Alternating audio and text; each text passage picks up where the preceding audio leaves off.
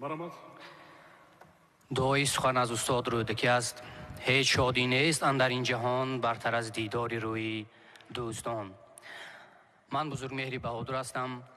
نخست از شما محترم جناب عالی به شما یک جهان منتداری و تشکر بیان میکنم که همه ساله چنین همایشی تاریخی را پای در پای میگذرانید و برای زیایان ایجادکار کشور تکانه می شود.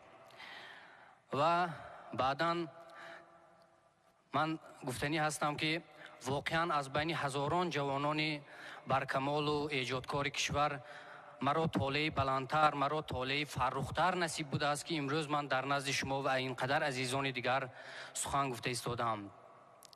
و بعداً برای آن که در این انجمن باشگاه اشتراک میکنم و در روبروی شما محترم جناب عالی سخن میکنم، میخواهم منتداری خود را برای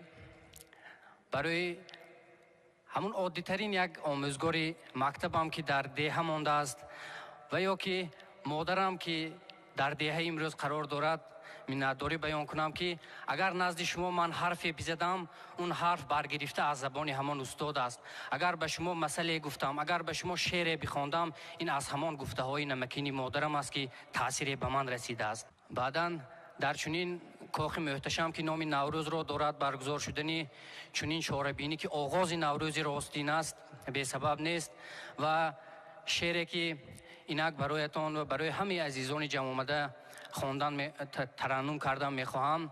انجمن نوروز دارد، یعنی انجمن نوروز در کاخ نوروز. پیداست که اهریمن مغلوب اهورا شد، پیداست که اهریمن مغلوب اهورا شد، از نور و ضیای حق آینه مجلا شد، وارسته ز تنهایی منها همگی ما شد. دلها بر دلهایند، دلها بر دلهایند، دل داده سراپایند، با آمدن نوروز سرگرم تمنایند. نوروز وطن خوش باد، در باغ و چمن خوش باد، در انجمن نوروز نوروز سخن خوش باد. نوروز تو دنیای اهورایی، نوروز تو یکتای اوستایی، نوروز همه روزی، نوروز پر از روزی، نوروز همه روزی، نوروز پر از روزی، نوروز عظیم روزی، پیغام به فردایی.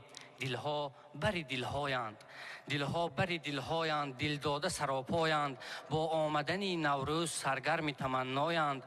نوروز وطن خوش باد، در باغ و چمن خوش باد، در انجمن نوروز سخن خوش باد. محترم جناب عالی، از اون زمانی که فردوسی بزرگ در ادبیات تاجیک ظهور کرد و شاهنامه بیزوال و ماندگار خود را به میان آورد، حتی امروز خلق تاجیک در حال هوای شاهنامه، وطن دوستی، حس و هویت بلند ملی و افتخار و شکوه ملت دار را از آن می‌آموزند، می‌جویند، موشکافانه از آن واژه به واژه می‌جویند و می‌یابند. و یکی از اون بزرگانی که در پاسداری همین نوروزی که امروز بین المللی شده است با اقدام شما سهم بسیار بزرگ دارد، این فردوسی است.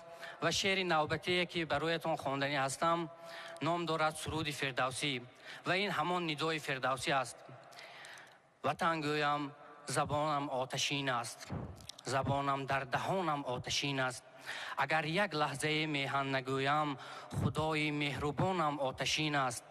نه تنها خنده ای من شادی من، همه درد و غمانم آتشین است. نه تنها خواب من بیداری من، نه تنها خواب من بیداری من، نمازی هر زمانم آتشین است. شنو فریاد رستم رازی البرز، شنو فریاد رستم رازی البرز، دوی رخشی چمانم آتشین است. زیزر بی گرزی من ریزد ستاره، سری گرزی گرانم آتشین است. صدای آرش آید از دماوند، صدای آرش آید از دماوند، به کف تیر و کمانم آتشین است. سیاووشم نمیسوزم با آتش، تنی خاکی و جانم آتشین است. یلی روی این تنم اسفندیارم، یلی روی این تنم اسفندیارم، رگ و پی استخوانم آتشین است. من آن سهرابم از تخم تهمتن که خونی ارغوانم آتشین است. درفشی دستی کاوه دفتری من، درفشی کاویانم آتشین است.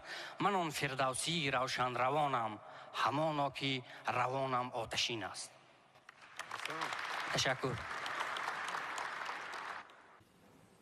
ایجاد کن، کار کن. تشکر. فرزندات در امی رویه تربیه کن. تشکر جناب. جوان هستیم، بسیار جوان. آیندهتون درخشان است.